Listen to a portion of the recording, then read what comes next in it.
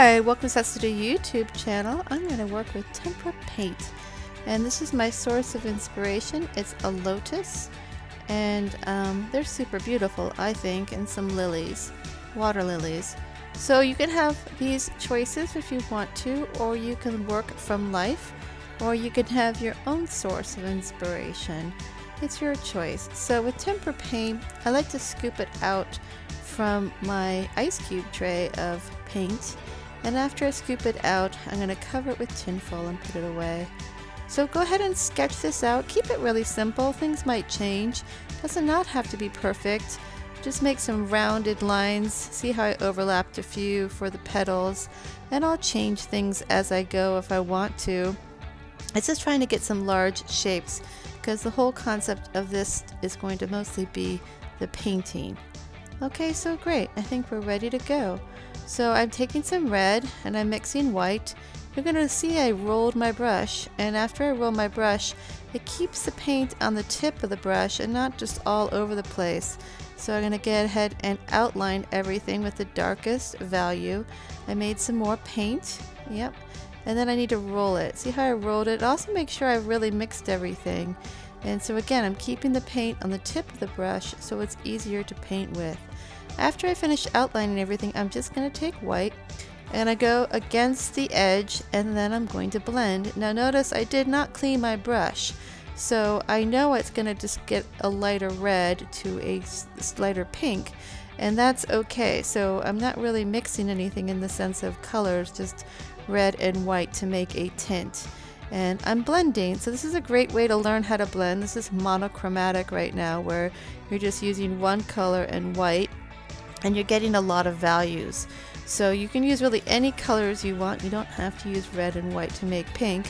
And I'm going to be using some other colors later on too. So this is called wet into wet. It is a technique where you're blending everything on the paper, which we've done in watercolors, but with Tempera paint it's really versatile.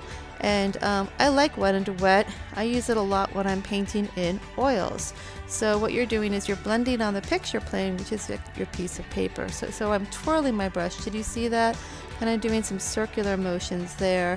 I have a lot of paint on my brush, so I'm going to need to probably roll my brush pretty soon. So what I'm going to do now is probably finish up blending. There we go, a nice neat stroke. Clean my brush, because now I'm going to use dark blue and white. I'm going to mix it, keep mixing it, using a different color, twirling my brush. So you see how I roll it a lot? And now I'm going to go ahead and repeat the same thing, which I just did, which is outline everything with the darkest value that I've decided is going to be, which is a dark blue with white. And then I'm going to go ahead and try to get it smoothly on. Sometimes it doesn't glide as much. Did you notice how it took too much blue, so I put it to the side. And I'm also trying to keep my white and my colors pretty clean on my palette so that I have plenty of colors to use. And sorry about this, my hand's kind of blocking this area, so I kind of fast forwarded a little bit so you don't have to see my hand the whole time, but you'll get to see how I blend that with the next petal. So I'm just adding white. It's the same process of mixing the white against the outlined color and blending it out using different types of strokes. There we go. Just kind of quickly filling this in and then ending it with a lot of white. There we go. In the center, clean my brush so I don't have too much on, and stroke it. So now you're going to get to see the process.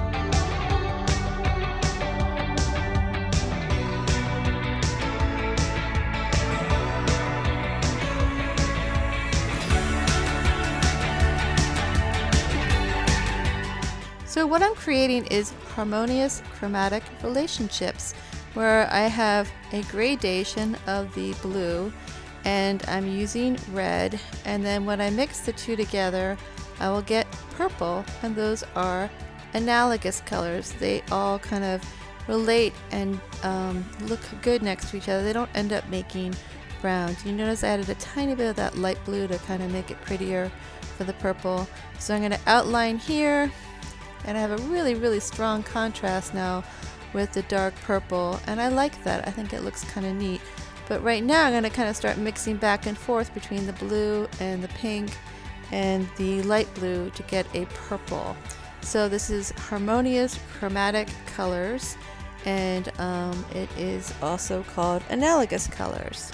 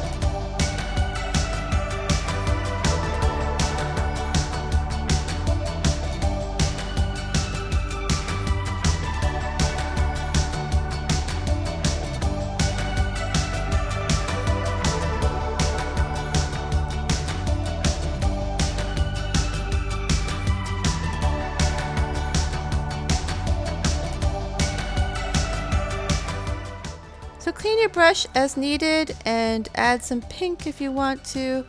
And I clean my brush, and for emphasis I'm adding pure yellow right here, and I'm going to cover this side, which is going to be kind of the dark side, pure yellow, and then I'm going to add some white and yellow. I have a lot of yellow on my brush already, and really put a lot of paint on the top part here.